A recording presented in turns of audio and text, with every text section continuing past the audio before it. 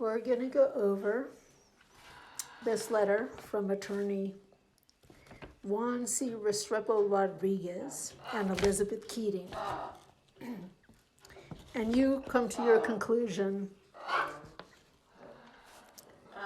Our firm has been retained by Elizabeth Keatinge to address your demand letter dated November 2017.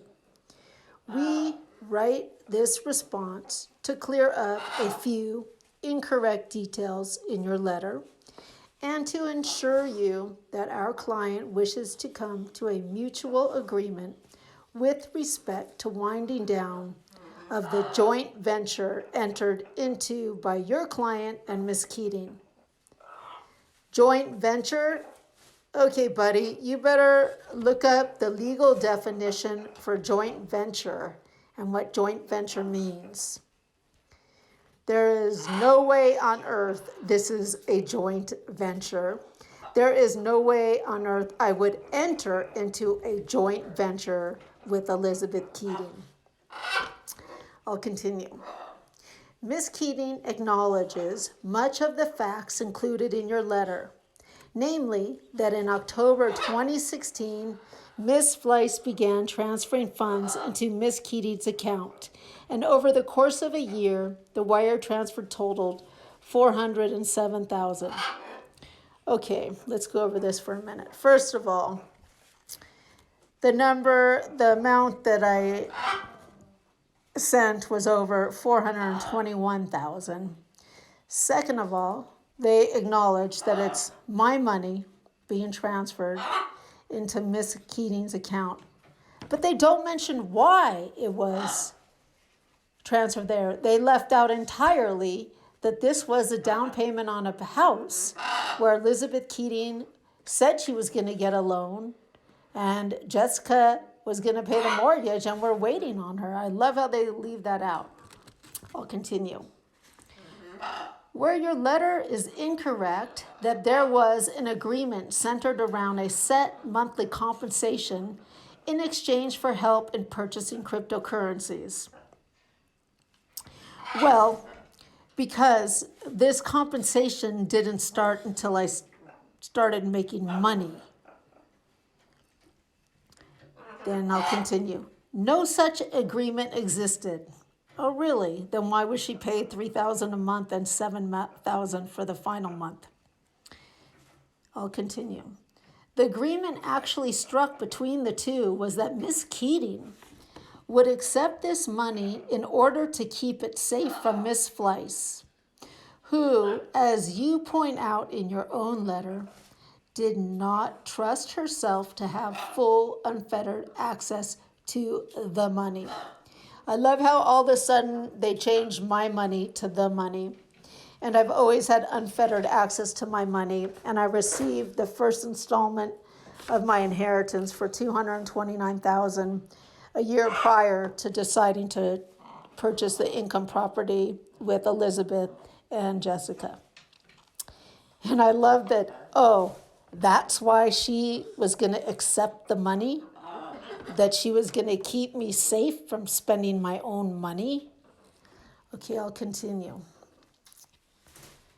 And also to invest the money as part of a joint venture. In this joint venture, Ms.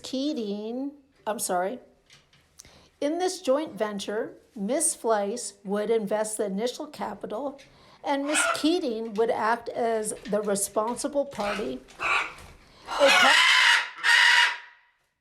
a party with a clean record free from financial encumbrances, in addition to providing sweat equity, researching, investigating, and doing the legwork, ensuring every aspect of the transactions were carried out effectively. Now, how could this possibly been the agreement when I did not know I was going to end up purchasing Bitcoins? How could I possibly made this kind of thing where her responsibility, look at her responsibilities are what? Legwork, researching, blah, blah, blah. how could that possibly happen when the money was transferred for the purchase of a property? Not. Okay, I'll continue.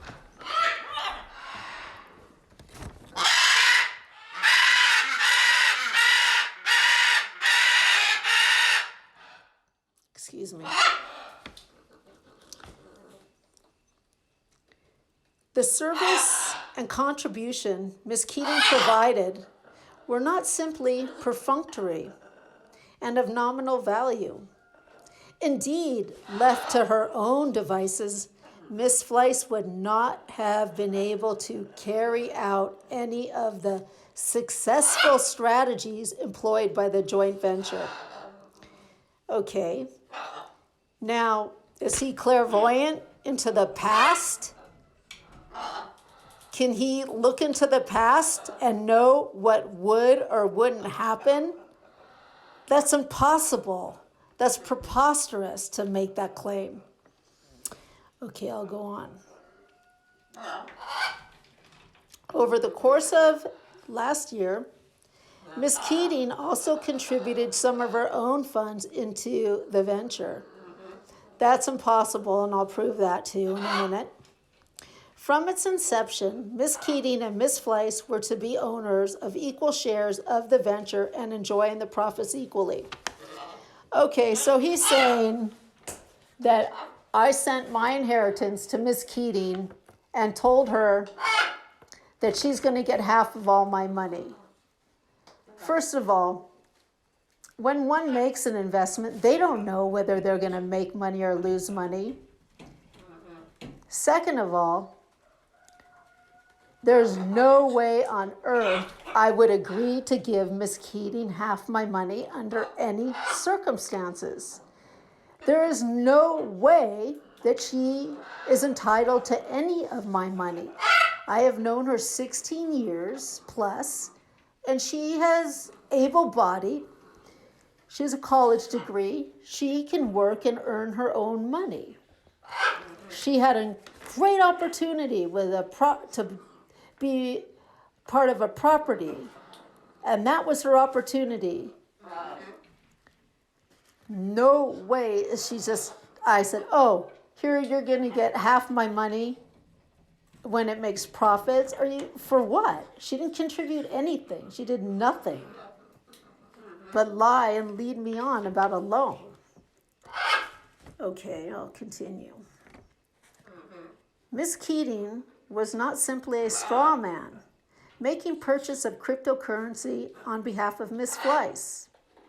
Cryptocurrency was not even the first investment strategy investigated or employed by the joint venture. On behalf of the joint venture, Ms. Keatinge researched purchasing and selling trucks. Okay, right now I'm going to show you these trucks she's referring to. This is when Elizabeth Keatinge and Jessica Steindorf came to my property, and we drove around this community where I live, Pahrump, Nevada, which is kind of not the most sophisticated and cultured place. It's kind of like Velveeta cheese and white bread. And every property does have some old truck or something like that on the property. And Jessica had a friend that was redoing lowriders or something like that. So let me show you these trucks she's returned. Here they are. Here we go. These are the trucks she's referring to as a joint venture. Here's some of them. Here's another one. Here's the other one as part of this joint venture. And now I'm going to show you in a minute some of the text correspondence about this supposed joint venture. Okay, let me go on to this letter. Back to the letter. Okay, purchasing and reselling trucks, created a multi-platform newspaper, website, and several other strategies. She never created a website, multi-platform newspaper. I did it on in a program on my computer, on Notes, on on the program that comes built in on your iPad. She didn't do anything. Years ago, I had Elizabeth write a story about UFOs, and I paid her $300 for. I never even used it, but I always paid her. She's more like an employee that I treated as a friend. She always benefited. And by the way, when we were driving around that time on my property, she was popping Vicodin like M&Ms.